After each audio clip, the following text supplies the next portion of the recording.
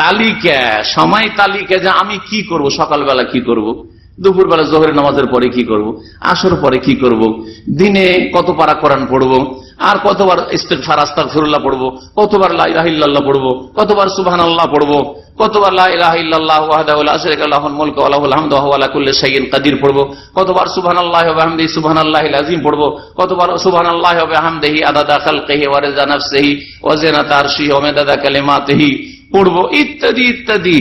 অথবা দান খেরাতের ক্ষেত্রে আমি এই রমজান মাসে এত টাকা আমি যাকাত ছাড়াও এত টাকা আমি সাদকা খেরাত করব, আমার বেতনের এত টাকা আমি দান করব।